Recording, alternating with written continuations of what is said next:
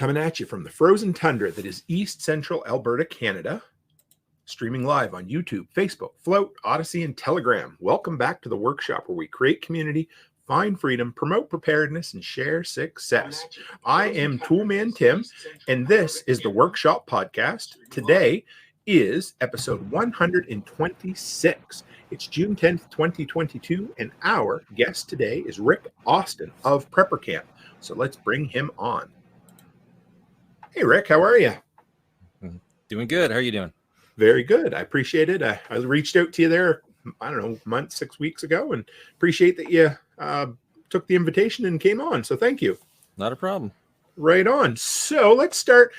We're kind of workshop oriented here. So I always like to get people's backstory, start where you came from. And I always like people to touch on, what was your first job you had in high school? Well, my first job was working for my dad, who was a plumbing and heating contractor. So I worked for him, afternoons and summers and learn the construction business. And, as a plumber, you learn to be an electrician and a carpenter and all that other sort of stuff. So you learn all that stuff. And so, I did a lot of toolman stuff myself for a long time, and then got into building cars and that sort of stuff. So it was a good upbringing. And since I grew up in New Hampshire, I learned to live in an environment where, we had that Puritan work ethic. You would lose power for, 2 weeks at a time due to an ice storm, snowstorm. So you learn to cook with wood, heat with wood, take your stuff out of your refrigerator and stick it in the snow, because that's how it's going to stay fresh. So I did that. And the interesting thing about my father is he was the largest installer of solar heat and hot water systems in the Northeast in the 1970s. So I've been at this a long time. And, every house that I built when I was, getting as an adult, basically, had newer technology than what was in the 1970s. So, we went from what was available at that time, and eventually, where we are right now, which is a house that's made of, concrete hardy board, so nothing can bore through it. It's fireproof, and it has isonine spray and foam insulation. That's not the kind of foam insulation that gases formaldehyde. This is actually made out of castor beans. So, the whole house is in an envelope of insulation, and it takes practically nothing to heat it. And, we're on the south side of a mountain and facing south. So we get all that good, free, passive solar energy to heat our home and heat our hot water too through our greenhouse. Because we've got coils that run through the greenhouse at the roof, just 1 inch black coils that are in 100-foot coils. I was at Lowe's one day, and I was looking at this black pipe that's underground pipe normally, and it's all stored outside, and I went to touch it and pick it, and I literally burned my hand, and then a light bulb went off, and I said, hey, if I run cold water through that, then maybe that'll heat up. So I've got 800 feet of coiled pipe at the top of my greenhouse that heats our hot water year round. So I get water that's 140 degrees without having to use any electricity or anything else to heat it up. Nice. Your dad he was kind of on the cusp of that 1970s back to the land movement then, was he? Or at least making a little bit of money off it, was he? The solar hot water heating and that sort of thing? Oh yeah. There was huge incentives for. So he was way ahead of the curve and that stuff, and doing the installations. And so I learned a lot about all kinds of different solar systems. And what I learned over the years is the simpler, the better, the cheaper and less problematic. Because, the early systems were a glycol system. So you had glycol running up to the roof, going through panels, and then coming back down. And then there was a heat exchange area, and that exchanged heat with the hot water. And so you've got a lot of electromechanical devices that could fail, and did.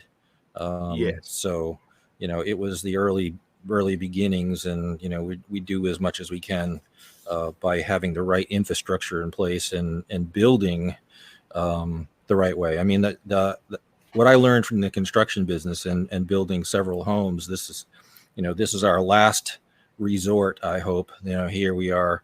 I like that. And, I mean, your audience is into building and stuff. Well, what's the typical size of most sheet material, when you go to build? What size is it? 4x8. 4x8. You got it. Well, I worked on a lot of homes growing up that, had lots of jogs and lots of gables and, L's and T's, and, the buildings were a beautiful design, but totally inefficient in terms of trying to store heat, because the more surface area you have, the more that you have an opportunity to lose heat in the wintertime, or, harder to cool in the summertime. So, the most efficient design is a box, a rectangle. And we built this home. It's 24 by 36, all in increments of 4x8, 8 foot tall in the first floor, 8 foot tall in the second floor. The waste was as big as my kitchen table, is as much waste as we had for the entire framing of the project. And that's pretty much unheard of when you're building a house.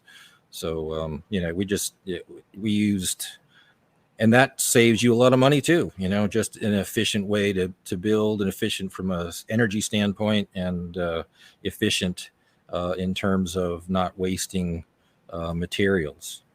Man, that's cool. I could do a whole interview just on that. That's awesome. Well, I'm writing a book on it. If we still have a world and a country by the time I get it done. I'm trying to get it done before prepper camp. So I've been talking about it for 3 years, but stuff just happens. And when you got over 100 animals, there's always something that's going to be a problem. So I get it. Yeah, I got about 3 books beating around up here, and it's the time between business and content. Yeah, whatever. No, yeah, but that's cool. I can't wait. I'd love to read it. That I know the waste I've seen, and I do pretty good at collecting some of that waste. Sometimes, people have little offcuts. Oh, yeah. So I save it all, because you can build out of it, make things. Yep. Yeah, we did too. And in the worst case scenario, anything that wasn't pressure treated was something that could be burnable, even if it was small pieces. So since we got a wood stove that is our backup source of heat, that was good to have too, for just number 2 pine. Literally, yeah. So how'd you? I mean, most everybody knows the name Rick Austin, at least in the preparedness field at this point. And I don't know if we use the word celebrity, whatever you want to call it, but how did you? Everybody starts as a prepper. How did you start? How'd you get into things? Was it? I think I was 5. I think I was 5 years old. I don't know. I've always been, kind of a Boy Scout. Went to the Boy Scouts, went through the Boy Scouts, and again, because I grew up in New Hampshire, I learned to cook and heat with wood, and just kind of, be one of those hardy New Englanders. There's an old story. We were on Mount Washington, which is the highest peak in I think in the Northeast. My father was joking how Rick was ready not to fall off the edge of the mountain, because he was keeping his distance or something when everybody else was clowning around up there, just because I'm not a big risk taker. I've run many businesses, but what I like is that I'm in control. So I like that about what we're doing here too, because if you got an everyday job, man, I'll tell you, you're slave labor right now, and it's going to get worse and worse and worse. I mean, we just filled up three gas cans, 5-gallon gas cans. No, there were 4 5-gallon gas cans for my my mower and my tractor, which is really just a small 22 horse lawn tractor, which I use to maintain our 2 miles of road that we have here. And it's all uphill, so we get washouts and heavy rains and stuff like that. And that was $75 to fill up yesterday, and that's US dollars. Yeah. Freedom dollars. Yep. Yeah. Yeah. So, I mean, that was kind of a shock, Yeah. so it's happening, and it's all been planned. It's all Oh, yeah. part of the Great Reset, and destroy the West, destroy the United States of America, destroy Canada. Any hope of freedom and individuality to put in the New World Order, and they're not even being shy about it anymore. As far as, like you said, slave labor employed by somebody else, I think a tenet of modern survivalism should be entrepreneurship, because you have the last 2 years, with all the bullshit that's gone on over the last 2 years, I was basically unaffected running my own business. I could go where I want, do what I want, make what I wanted within reason, and it was great. But boy, I would hate to have had to have spent the last 2 years working for someone else. I can't imagine. Right. But yeah, Yeah, you're right. Yeah, I grew up the son of an entrepreneur, and I've been an entrepreneur pretty much all my life. I was in the marketing and advertising business, and kind of went from there to television business, and ended up. My wife and I retired at age 50. That was 15 years ago, and we just said we're going to jump off the cliff and do this thing that I've been hoping to do before. And, we ended up going off grid and growing all of our own food. And, we did it in dabbled in it before, and finally just said, okay, that's it. We're done.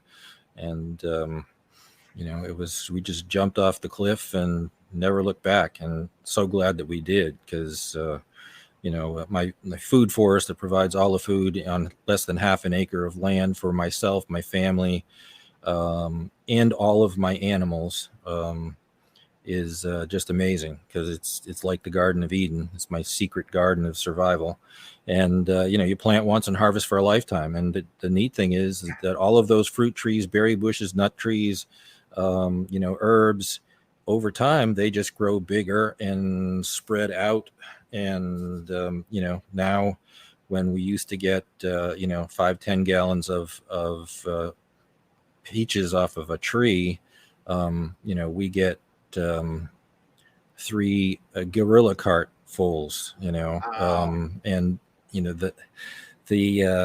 I'm smiling, because the bad thing is that you've got to process all of that. And my unfortunate survivor Jane, my wife, is that's her job, and she does everything from dehydrating to canning to making preserves like they used to do in the old days, to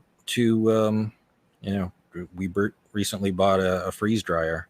And it's an expensive investment, and they never really told you how much power that thing takes. Not just the power it takes to run, and that it takes 24 to 48 hours to process one batch, but also it puts off a tremendous amount of heat. So if you've got a very tight house like we do, now you got to cool the house, so that's additional electricity or energy you got to use to cool the thing from the heat that's being put off by the freeze dryer. Now, if we were doing this in wintertime, it would be great, but the whole point is preserving things like apples and pears and peaches that ain't going to sit around for 6 months, because they're going to rot before that happens. So you got to do what you got to do, and you got to make hay where the sun shines, and do everything we can to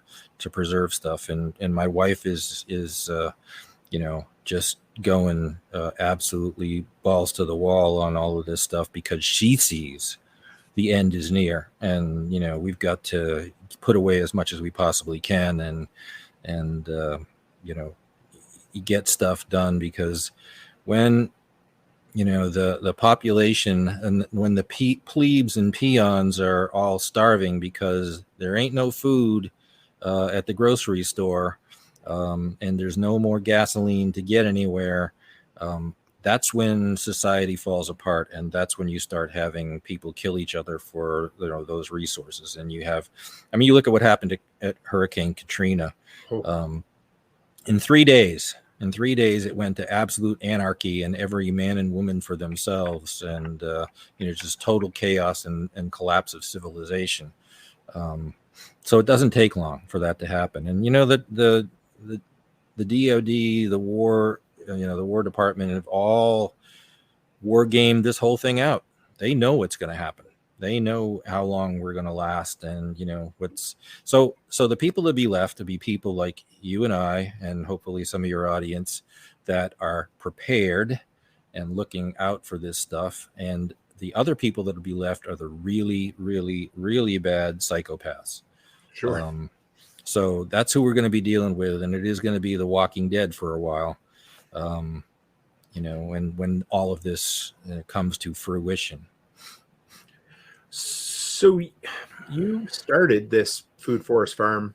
What do they say? Oh, I've heard it said a few times. The second best time to plant a tree is now. Of course, the first time was 15 years ago when you started, right? So how did you get started? I mean, you always have to do what you can do right now, right? So where did you start? Like, how did you even get into this hidden food forest? Well, I when I was in New Hampshire, I had apple orchards, and nice. I bought an old apple orchard and put a house in there, and it was kind of a novelty. And I had acres and acres of trees that were just like, every apple orchard, where you've got trees that are all in straight rows this way and straight rows that way, and the branches touching each other, and grass grows in between. And, little did I know that the grass sucked up the same nutrients the apple trees needed. And that, I sprayed pesticide every 10 days and after every rain. Use fertilizer, use all the chemicals that were, conventional wisdom, what to use.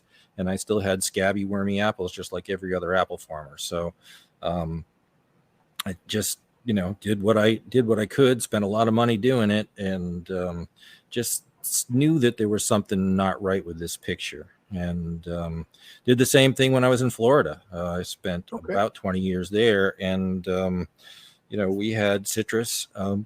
And did the same thing, so when we were, moving off grid, I had been reading about this quote permaculture stuff. So, I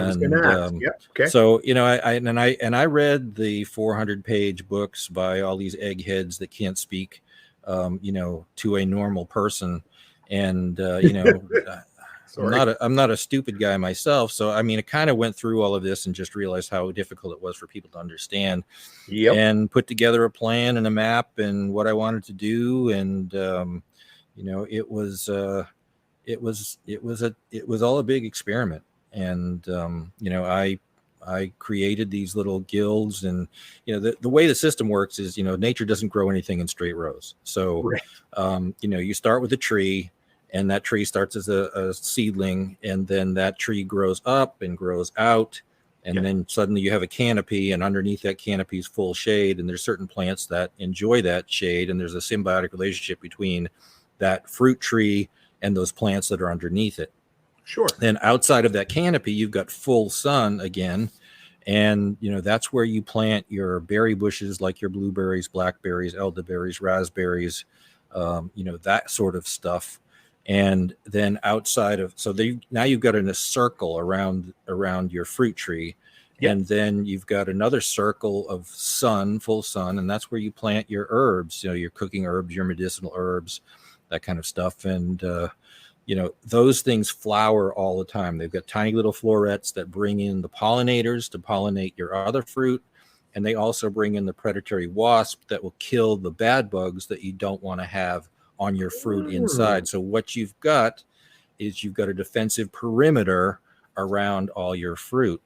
And, that is nature's pesticide. That's how it works. So nature doesn't grow things in straight rows. It grows things in concentric circles.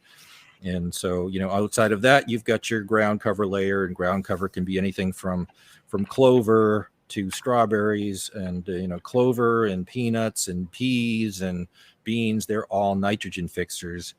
They take nitrogen out of the air, and they put it back into the soil. So there's your natural fertilizer for all the plants around it. So there's a huge symbiotic relationship between all of those those plants in that little ecosystem.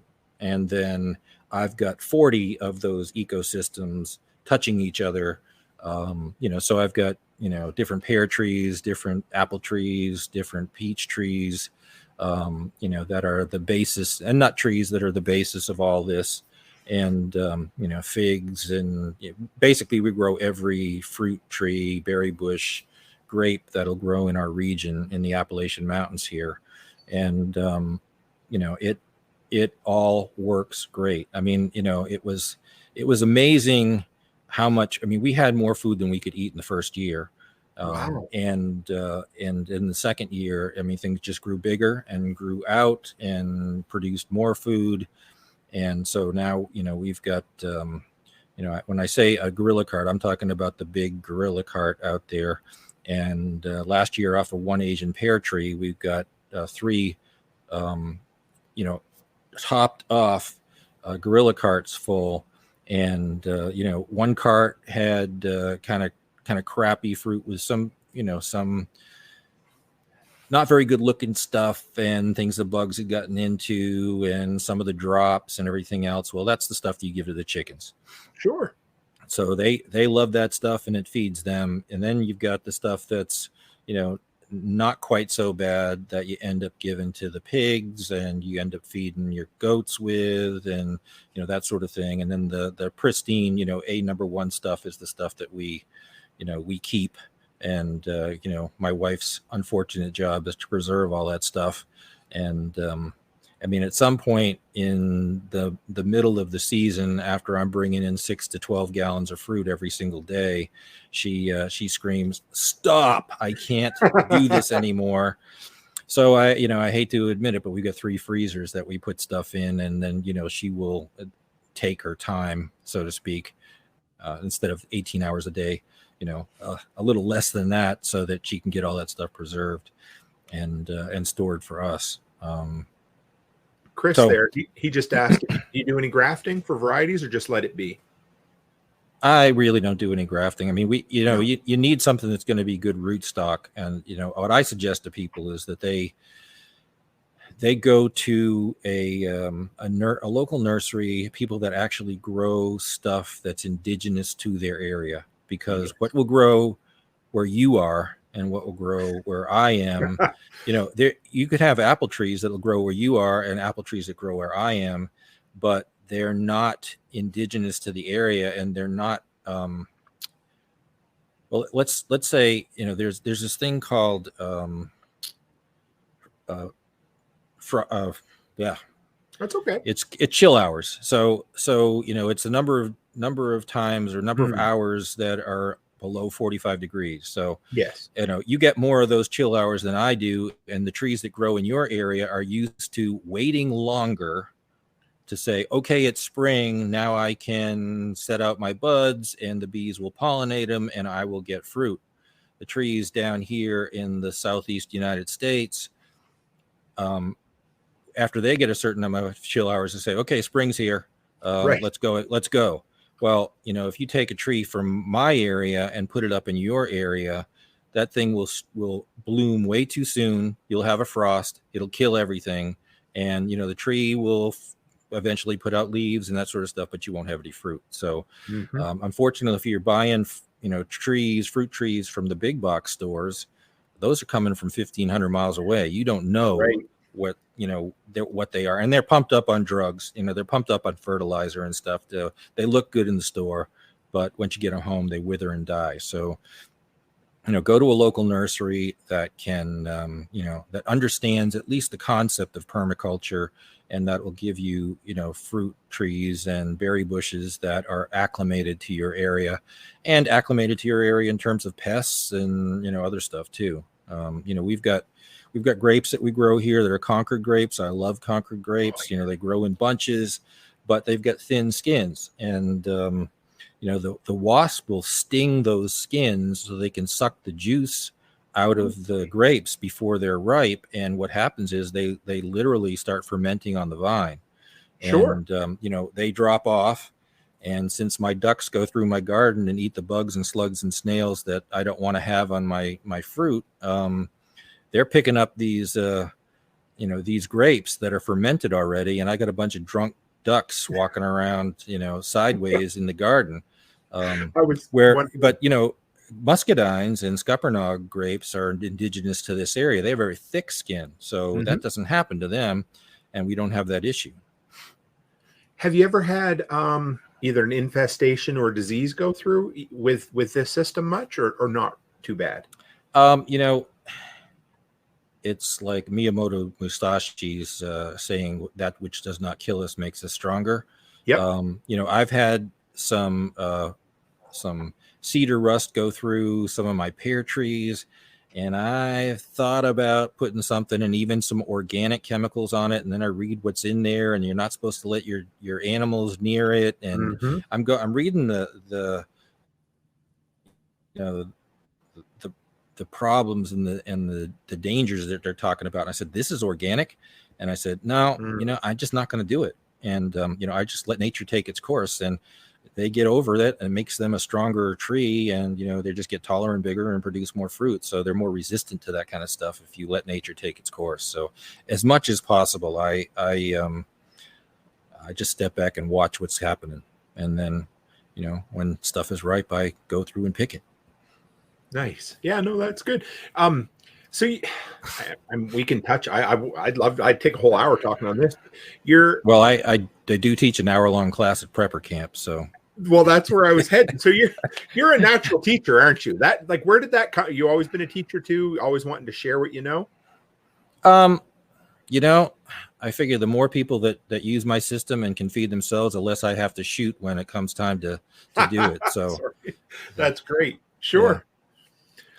Yeah. So I just, what happened is when we were on Doomsday Preppers, my wife and I, Survivor Jane and I, we became a commodity that was wanted by all of these guys that were doing prepper shows all over the United States. So, they'd pay for us to come out, put us up, and, we were there because we knew this stuff, and we were trying to teach people how we live. And, we were into doing that, and what we realized is that most of these guys that were putting on these shows were not preppers themselves. They were just slime balls that were just out there trying to make a buck on the next craze, and they didn't really care about it. They were just trying to pack the place with vendors and sell stuff.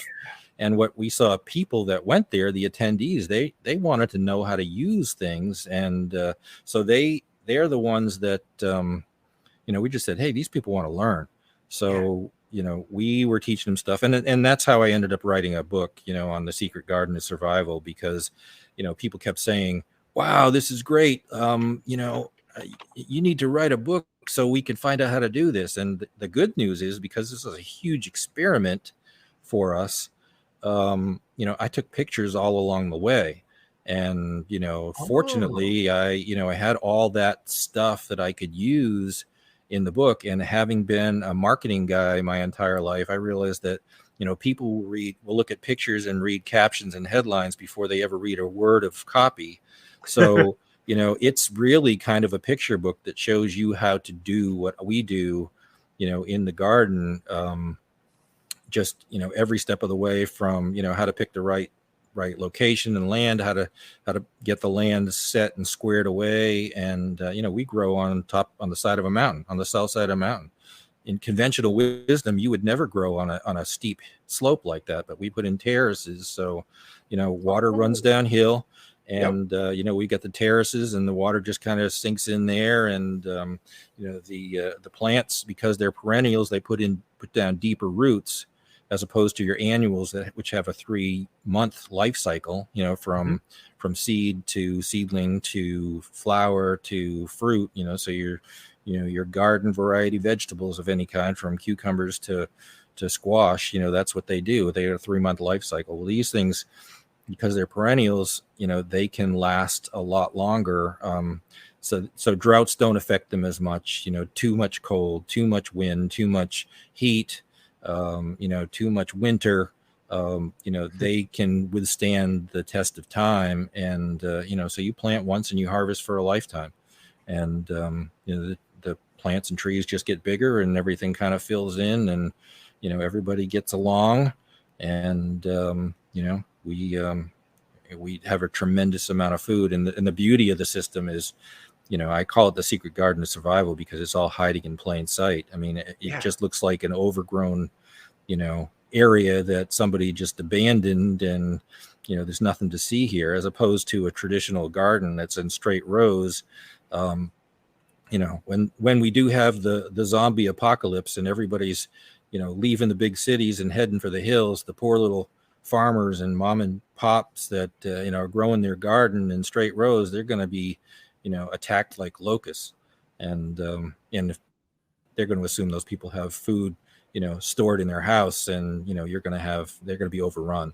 So in my situation, first of all, it's a long way up my hill. I got 2 miles of roads and it's all uphill. So, it's kind of like the fox and the grapes. It's just kind of like, well, we'll just do the low hanging fruit. But if somebody gets up here, there's nothing to see here. I can't believe how accessible you make permaculture.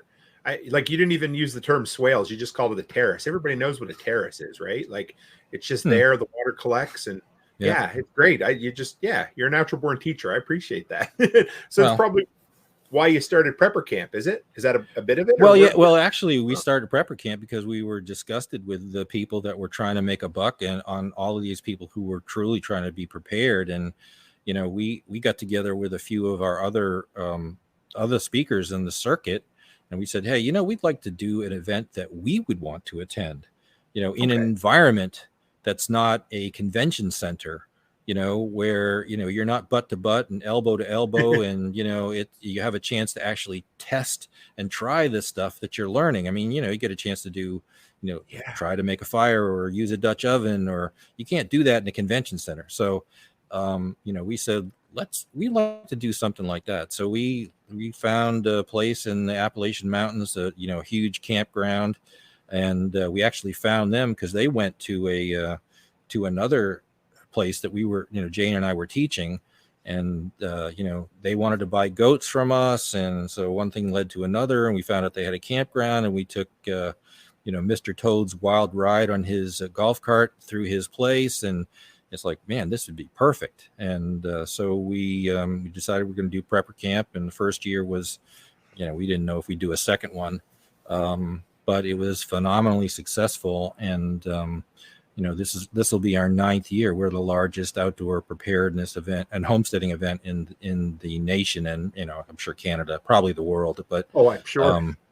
There's not a lot of other places to do anything like that. But, we have people coming up from all over, the U.S., Canada, and, as far away as Australia to come to this event to learn how to do what we do. And we have, over 30 of the best instructors in the world in their particular field. So, we got a guy who teaches, war psychology and psychological warfare, and he's ex-military that's doing that very kind of stuff. And we've got guys that are teaching everything from firearm skills to Dutch ovens to I teach how to grow my garden. I teach how we have totally unconventional livestock, but it works, just kind of like my garden and my greenhouse, which is, an engineering. It's just brilliant in terms of how we do what we do with the greenhouse, and it gives us food year round and heats our home in the winter and heats our hot water year round. All basically runs off of passive solar. And, then I also teach, what we've been talking about beforehand, which is basically how to get off the grid starting now. And, that goes for everything from looking for a site to the actual construction of a building that is efficient in the first place. So you don't have to spend $40,000 to $60,000 worth of solar panels to try to make up for a really bad design in the first place to, heat your home. Making those what do they call them, type 1 errors or something like that, just that's great. So design right from the ground up, hey? Literally. Yeah. So what was the first year of Prepper Camp? What year was that, did you say, or do you remember? This is our 9th year. I think it was it 2014? I'm not sure. Maybe it was. Okay. And Yeah. did you have a decent turnout that first year? Oh yeah. Yeah, we did. Yeah, we did. And we actually have limited the attendees every year, Okay. because we don't want it to be, like the conventions were. I mean, we want Yeah. our speakers to be accessible. We want our vendors to be Yeah. accessible, even though we have a lot of people and we are the largest, preparedness event in the country. You don't feel crowded. And, there's just, you'll see it when you're there, and you can ask your brethren in the prepper broadcasting area. I'm sure you've talked to them about prepper camp, but Yep. there's an aura about the place that can only be, God ordained, because it's not us that does that. It's just there's just this aura about the place and the people, and it's none of the preppers are tinfoil hat people. They're just Nice. normal people that just want to take care of their families and be self-sufficient. And it's just, you get a lot of really, really good people that have their heads and their hearts in the right place. And like I said, there's just kind of a presence there. I mean, our first year, it's our first year, and we didn't know how it was going to go, and we didn't know if we're going to do a second one. And there was some torrential downpours and rains, and we had some really terrible storm warnings. You got people in tents and that kind of stuff. Well, we're watching this huge black cloud with thunderstorms and lightning bolts coming down, and literally these clouds parted around prepper camp and went around and out. I mean, just look at that, and the hair stood up on the back of our necks and said, I think we're doing something right. Yeah. Hair stick on the back of my neck now. You just telling the story. That's cool. Yeah. So how many people come now, roughly? I don't even know if I ever asked anyone that question. 2,000 people. Yeah. That's a good crew. And how many, you said about 30 speakers? I think we're close to 40 this year. We've actually added more tents and more classes this year. So there's 64 classes a day, 8 classes an hour for 8 hours a day. So there's a lot to choose from, for everything from learning how to trap animals to, tan hides, to make cheese, to make food taste good. That's your storage food, what to do with rice and beans so you don't get, food fatigue. That's important for, morale, in a bad situation. And, they have seen, there've been all kinds of studies of people that have lived in Antarctica, and, these people are in the worst possible environment on Earth, and, they're stuck all together in this enclosed space. And the one who has the most power is not the biggest, not the strongest, not the smartest. It's the chef. Because they can make everybody's life miserable or, wonderful. So don't piss off the chef. Works on a submarine too, I'll bet. That's really cool. Yep. Yeah. That's all. I never even thought about that, but everybody want to stay in the damn chef's good graces. Simply, that's really cool. You got it. Yeah. So talking about food, I watched a few old interviews with you, and you'd mentioned that you thought, I don't know if I got the wording right, but basically that rabbits were either the easiest or the most cost-effective way to raise protein. Do you still feel that way? Yeah. Well, rabbits are famous for something. They do what they do naturally. 3 girls and 1 boy will make 90 full-grown rabbits in a year. Wow. I've got Champagne d'Argent rabbits. They're a French silver rabbit. They're a 12-pound rabbit. They get to be about 12 pounds in 2 to 3 months.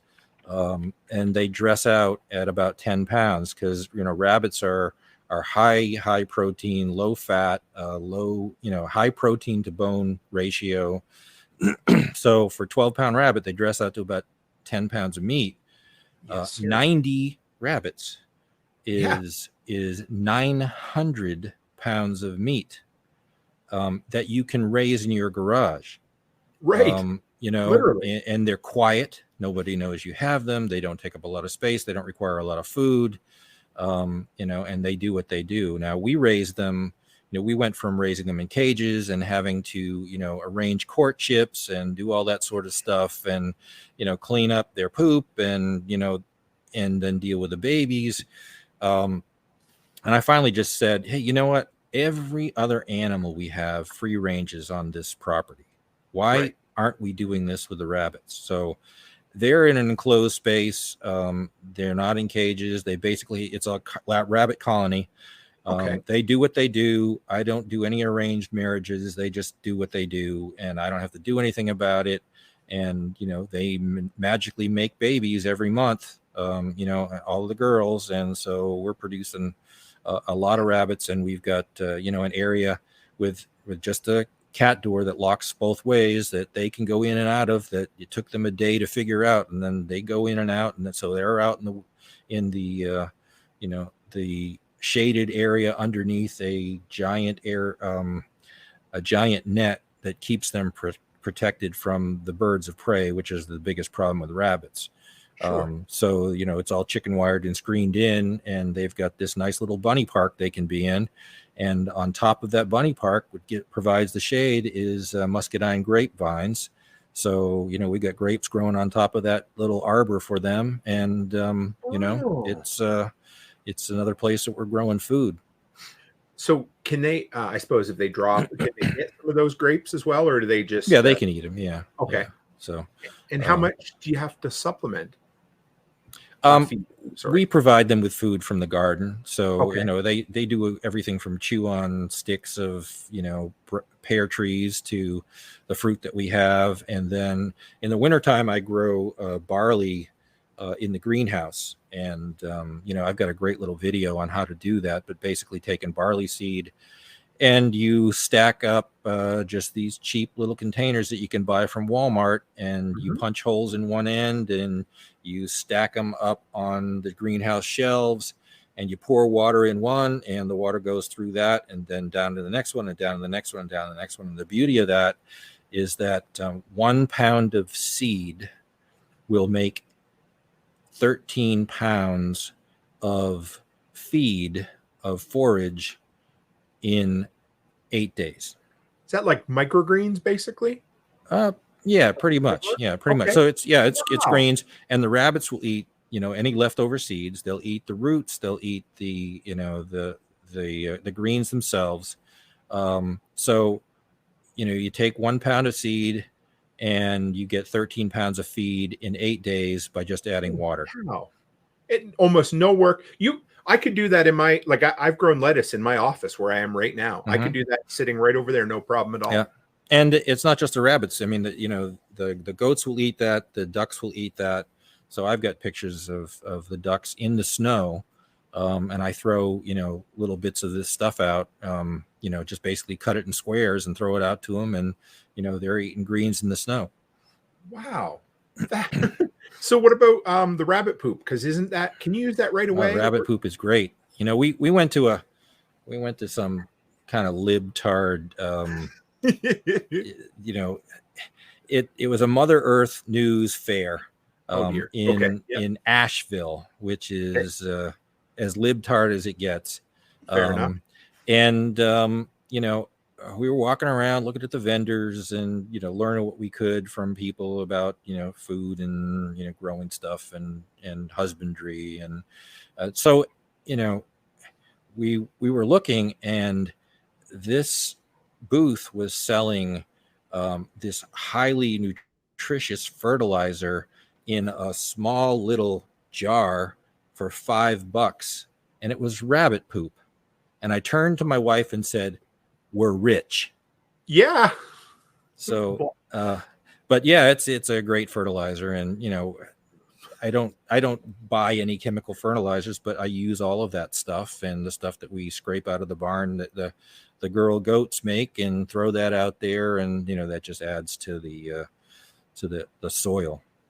So we started here with red clay, and we've got now about 2 feet of topsoil. That's just rich stuff.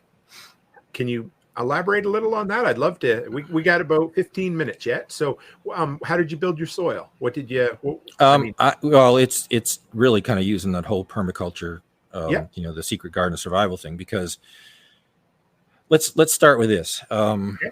My wife was a straight row girl, a little OCD. You'll meet her, you'll find out. Sure. But she was straight row garden, and this whole concept just kind of freaked her out. And she was a weed puller, and I had to Ah, eventually banish her from the garden because I said you cannot pull weeds.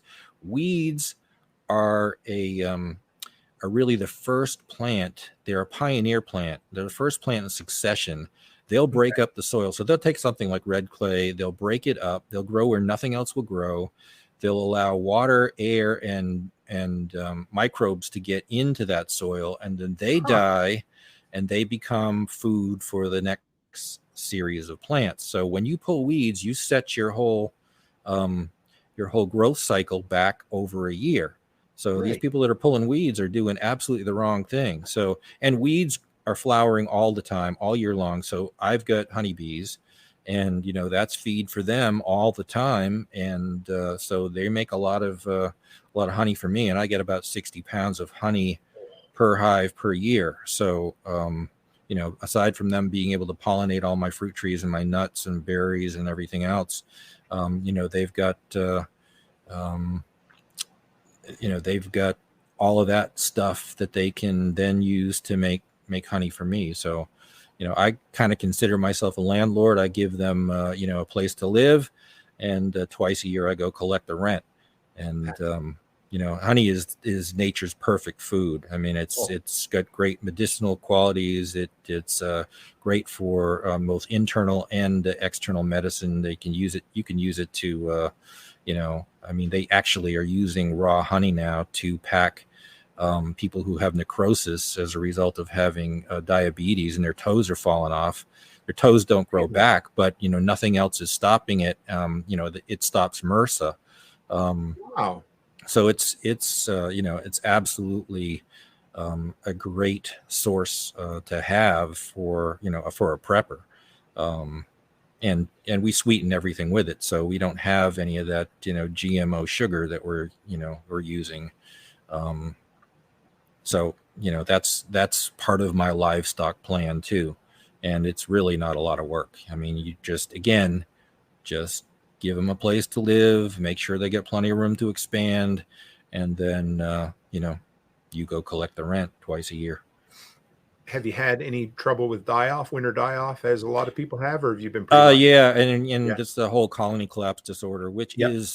is a result Pesticides. of corn. Oh, It's genetically modified corn. It's corn pollen, and what you end up having with this Monsanto manufactured bestiality corn is that it's corn is a grass, so it air pollinates, so it blows all over the place, and the bees will invariably pick it up. It's a low level pollen, so they'll store it, and so they'll eat all the other good stuff until winter is almost over, and when they do, it gives them dementia.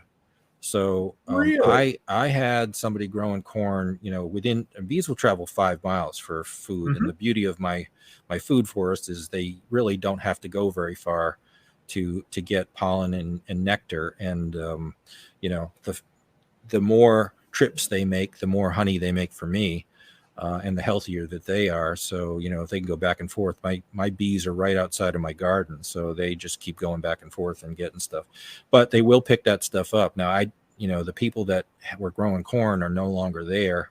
Okay. I didn't burn them out, although I thought about it several times, but, I had some issues with it. I had some issues, as so many farmers that are growing, that have bees, or people that have bees that are close to a farm that's growing corn. And that really is the issue. And of course, nobody's really talking about it, but the problem is that, if the bee population dies, and they've studied this, they've war gamed this too. If the bee population dies, 70% of the food that we eat is pollinated by honeybees. Right. So now in 4 years, humanity dies, and maybe Right. that's part of their plan too. Maybe that's part of the whole Great Reset. But so I do what I can to keep that from happening and keep pesticide and stuff away from them. So nice. So Jaggy, he's a brother of ours from over in Scotland. He's got it even harder than we do in Canada.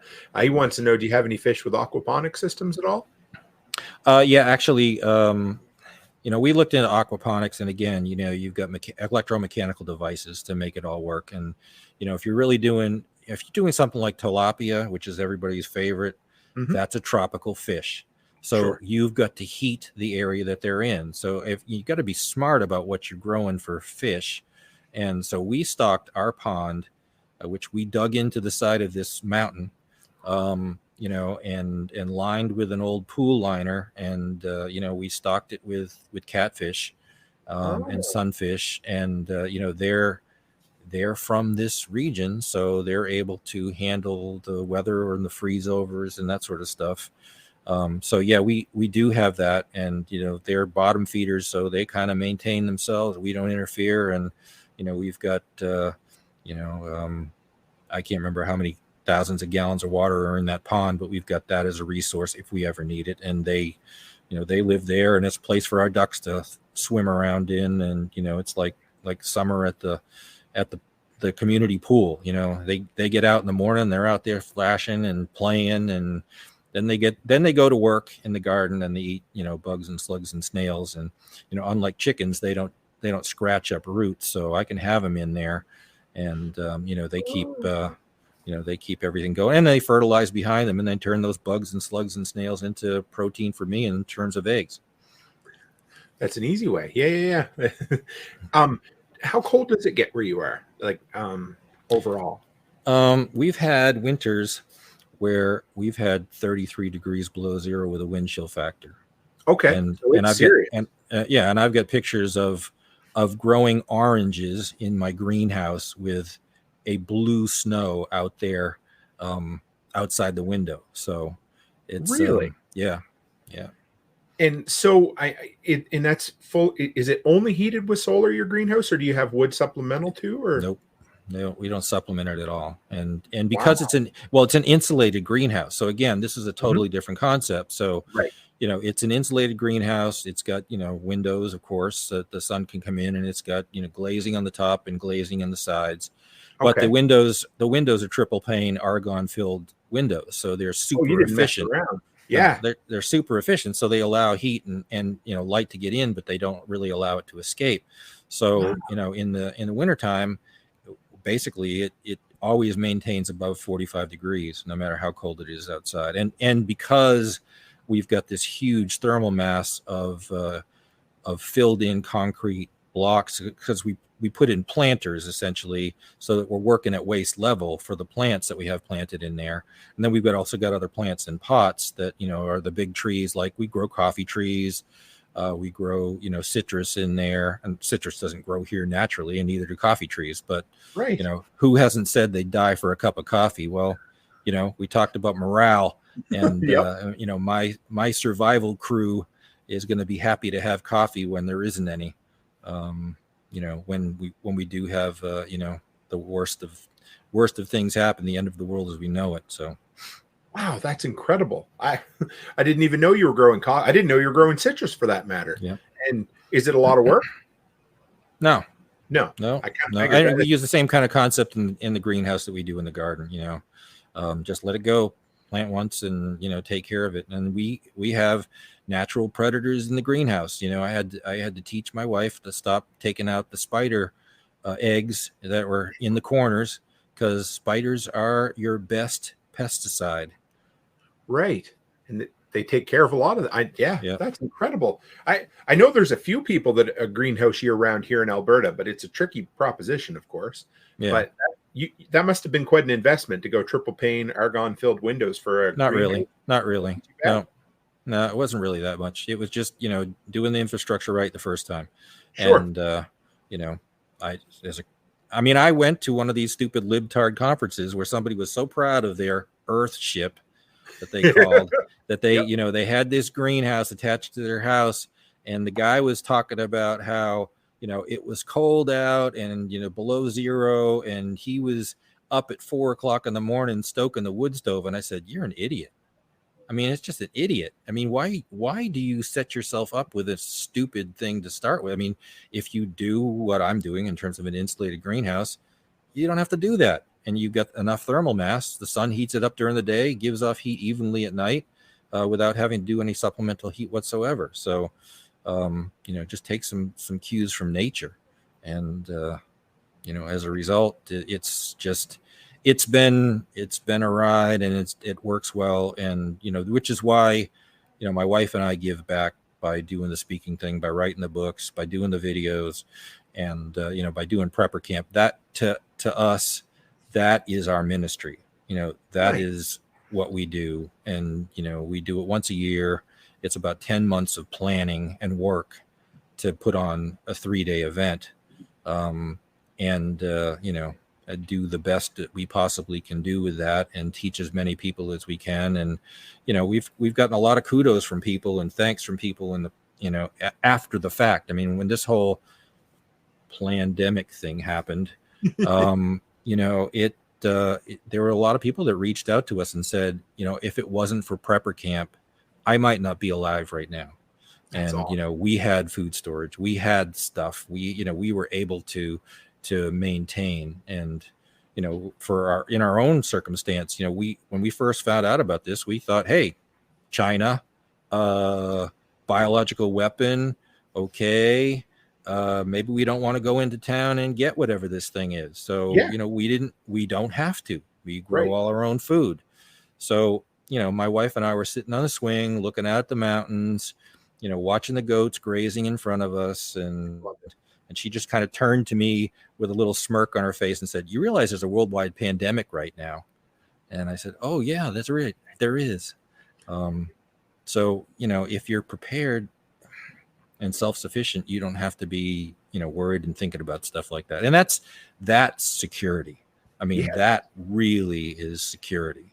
And people right now are waking up to, food prices and, fuel tripling in price, and, food prices tripling, quadrupling in price, and stuff suddenly not being on the store shelves. It's, we very rarely go into town, and, but we do swing by Walmart because we got to get supplies. And, we zip through the grocery section, and, our dogs like peanut butter, and it's a pain in the ass to make for us to make it. So, we go through, and there hasn't been peanut butter on the shelves, zero on the shelves for 2 weeks. And I'm going, I wonder if that's one of the food processing plants that they burned down. Yep. Of the 92 that have been burned down since the last couple of months. Maybe this whole food shortage thing is part of the plan, I'm thinking. But you get to sit at home and not worry. Like I said, if nobody told you there was a worldwide pandemic going on, you wouldn't have known, would you? Yep. Right. And so as a result, my wife said, hey, you know what? We need to stock up on peanuts, is, that actually we can grow from. So, because we've done it in the past. So, it's easy. And peanuts is another one of those nitrogen fixers. So plant that in the ground and dig up the peanuts and save some of those nuts, just like we save seeds from everything. And you can plant some more next year. And one seed will produce a bunch of different plants. I love it. Well, I said I'd keep it to an hour. So how do people find out? Are there still tickets even available for Prepper Camp? Yeah, there still are. So how do people find, and how do we get there? It's preppercamp.com. Okay. It's that simple. Just, you can see what's going on. You can see the speakers. You can see a big part of the new classes that we've got this year. We don't post the schedule until 2 weeks before the event, because shit happens, stuff changes. Speakers, their dad dies of COVID vaccine, and suddenly, they got to go and they can't come. So, Yep. You know, those are kind of things that we don't post a schedule until we're 2 weeks out, and then things are pretty much, you know, cast in stone then. So, you know, everything but the schedule, you're going to get the different classes, and people are amazingly prepared for some reason when they come, and meticulous, and they've got all their classes mapped out, what they want to see at what hour. And, you know, if their spouse is with them, they might go to separate classes, because she might go to a cheese making class and he's going to go to a, you know, a trapping class or something like that, or, you know, a skinning and butchering class. So, you know, you got all that stuff going on at the same time. So you'll see all that at preppercamp.com. And, you know, we are selling tickets still. The ticket price is nothing compared to, you know, everything else that's involved. I mean, we have people coming from California that are dragging an RV, a trailer, you know, across country, and it ain't going to be cheap this year with gasoline prices. So, I mean, it is nothing, the ticket price compared to what, but it's not to make money for us. It's not a money maker. You know, if I'd make more money flipping burgers at McDonald's, honestly, for the number of hours I spend doing this. But again, it's our ministry, and this is, you know, we're teaching people how to survive, so that there'll be some good people left that can help put, you know, this civilization back together when all of those Satanists crawl into a hole and wait for it all to be over. Well, you are a good man, Mr. Austin. I appreciate it. You're a born teacher. I only got to know you just recently through James, really. I appreciate you from what I've run into so far. So thank you. Man, this was great. I can't wait to meet you in person. It'll be great. Likewise. So yeah, you probably won't see much of me, because I'm like zipping by one place to another. I'm trying to keep the lid on everything so that everything is completely seamless. So, you know, totally get it. My biggest bane of his existence in Prepper Camp is technology. If I could do it without technology, it would be great. But, you know, we've got PowerPoint presentations, and you got TVs, and you got electricity, and you got, you know, computers, and everything's going to talk to each other. And, you know, you got to have backups for the backups, so that if something goes down, you got a quick replacement to stick in there. And, you know, that's the hardest thing and the biggest issue. And plus I'm teaching 3 classes, so, you know, out of the day. So there's a lot to do. But it's, you know, it's, for me, it's after we packed up and gone home, and it's like, oh, that went well. So I'm good at the run by handshake. So I'll run by, shake your hand, say hello, and keep going. Not a problem. Those events are, they're killer for the host. So thank you, sir. I appreciate it. Yep. Well, thank you for having me. I appreciate being on, and, you know, the more people, like I said, we can teach to be prepared, the better we'll all be. Amen. I appreciate it, brother. Thank you. Okay. Have a good night, Rick. Thanks for dropping by the workshop. Good night to you too. Take care. Bye. Well, guys, that was incredible. I don't know what else to say. I appreciate Rick. He's a great feller, and it was just absolutely awesome to have him on here. So make sure you go by, check out Prepper Camp, and check out, I have all his links in the show. And yeah, just one more time, say a great big workshop thank you. And guys, as always, stay happy, stay healthy, and have a great week.